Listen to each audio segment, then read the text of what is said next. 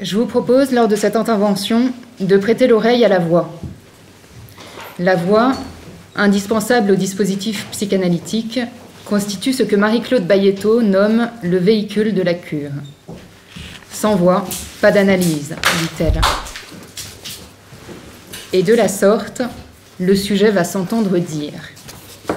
Fin de citation. Mais dire quoi ? Commençons sans plus attendre en abordant ce qu'est la voix. La voix, d'après le dictionnaire de l'Académie française, c'est le son qui sort de la bouche de l'homme. Puis il s'ensuit toute une série de déclinaisons que voici.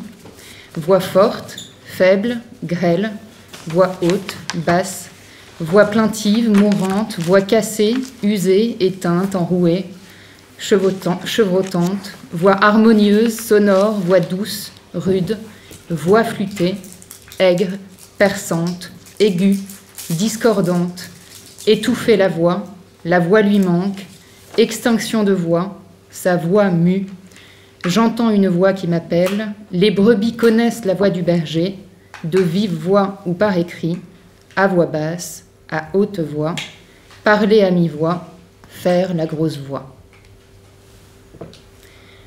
À la lecture de cette définition, mon regard est attiré par un « e ».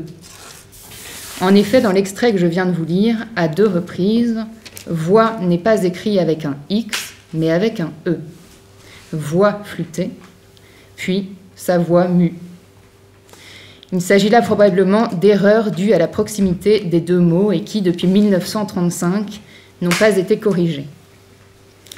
Or, la voix, avec un « e », c'est un chemin, une route par où l'on va d'un lieu à un autre. Et moi, justement, ce dont j'ai envie de vous parler aujourd'hui, c'est ce passage d'une voix, avec un X, à l'autre. C'est ce passage d'un lieu à l'autre, ce passage de l'enfance à la vie adulte.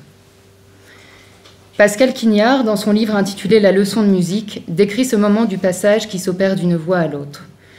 Pour cela, il prend appui sur une légende ancienne qui retrace l'apprentissage de Po Ya, un jeune musicien, auprès de son maître Cheng Lien. Voici les mots de ce dernier à l'égard de son élève.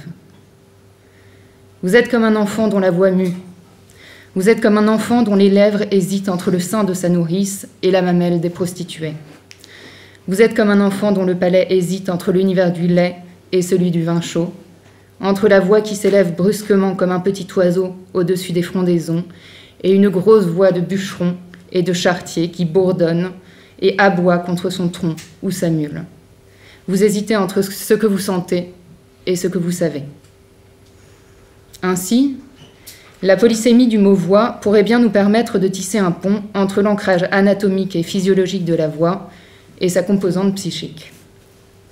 Car la voix, tout au long de la vie d'un être humain, se forge au contact de différents éléments, anatomiques, hormonaux, environnementaux, psychiques, qui font que la voix du nourrisson n'est pas celle du mourant, que la voix de l'enfant n'est pas celle de l'adulte. Ainsi, la voix revêt des couleurs et intonations propres à chacun des âges de la vie. La voix du garçon, enfant, est liée par sa hauteur à celle de la mère. Cette voix haute, dite de tête, résonne d'abord comme asexuée, puisque sans possibilité de la distinguer de celle de la fille. Nous y reviendrons. La puberté fait ensuite son entrée dans l'entre-deux de cette voix aiguë et de la voix grave, dont les vibrations des cordes vocales agrandies génèrent de nouvelles sensations. D'un point de vue vocal, le passage pubertaire est réalisé avec succès lorsque la voix se stabilise dans un registre mature, qui équivaut, dans notre culture, pour l'individu de sexe masculin, au renoncement de son registre aigu pour un investissement exclusif de sa voix de poitrine, sa voix grave donc.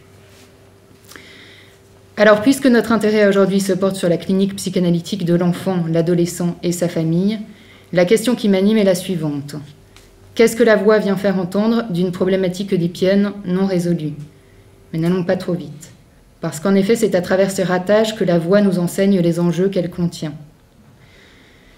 Et ces ratages peuvent être nombreux, des plus connus, tels que l'aphonie, le bégaiement, le mutisme, aux moins connus, tels que la voix de fausset ou la mue fausset. Nous pourrions alors reformuler la question ainsi.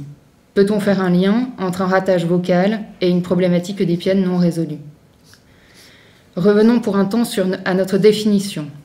La voix, donc, est constituée chez l'homme d'un son ou ensemble de sons produits par le larynx quand les cordes vocales entrent en vibration sous l'effet d'une excitation nerveuse rythmique. Elle se caractérise par un certain nombre d'éléments, parmi lesquels le timbre, le volume, la hauteur, l'intensité, la tessiture, l'étendue, l'accent, le registre. Notre propre voix, nous l'entendons de l'extérieur, mais aussi de l'intérieur. C'est d'ailleurs ce qui peut parfois produire cette étrangeté perceptive à l'écoute de sa propre voix. De l'extérieur, donc, par le conduit auditif et la transformation en influx nerveux d'un message reçu par les tympans, et puis de l'intérieur, par propagation osseuse, par laquelle le message est transmis par les os du cou jusqu'au crâne. C'est cette transmission qui permet à une personne sourde la perception relative mais existante d'un son. La voix sort de l'un des orifices du corps humain, la bouche. Les fonctions de la bouche sont multiples puisqu'elle est également nécessaire à l'alimentation et secondairement à la respiration. Ce double destin, parler et manger, place cet orifice dans une double fonction d'incorporation, manger, et d'expulsion, parler. En fait, la bouche constitue le lieu de deux pulsions, la pulsion orale et la pulsion vocale, dont nous devons la théorisation à Jacques Lacan. Celui-ci parle d'ailleurs de la pulsion vocale comme étant l'expérience la plus proche de l'inconscient. Au moment de la naissance, le cri du nouveau-né matérialise sa première pulsion de vie en l'extirpant de sa vie fétale.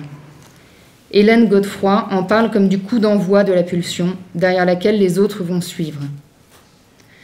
La voix, c'est aussi un caractère sexuel secondaire, c'est-à-dire un caractère permettant de distinguer l'homme de la femme. Elle trouve sa place aux côtés des autres caractères sexuels secondaires que sont par exemple la pilosité, la modification du grain de la peau, l'évolution osseuse, l'apparition de tissus adipeux. La spécificité de ces caractères réside dans le fait qu'ils ne sont pas présents dans l'enfance. Ils font leur apparition au moment de la puberté, avec l'avènement de la sexualité génitale. La voix, enfin, et je m'arrêterai là pour ce qui en est de sa définition, constitue l'organe de la parole. C'est le média privilégié par lequel le langage se modèle. Cela implique la nécessité d'une organisation pulsionnelle pour que la voix puisse prendre corps et ainsi s'organiser d'une manière signifiante. C'est pourquoi certains auteurs, tels que Marie-France Castared ou Guy Rosolato, la définissent en prenant appui sur la pulsion freudienne, c'est-à-dire comme ayant une source corporelle d'excitation, une force, un but en lien avec une tension à réduire et enfin un objet, le récepteur.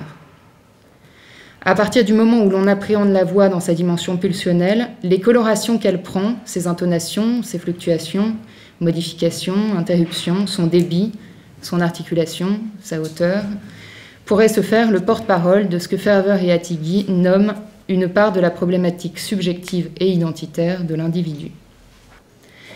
J'aimerais conclure mon intervention avec le constat suivant.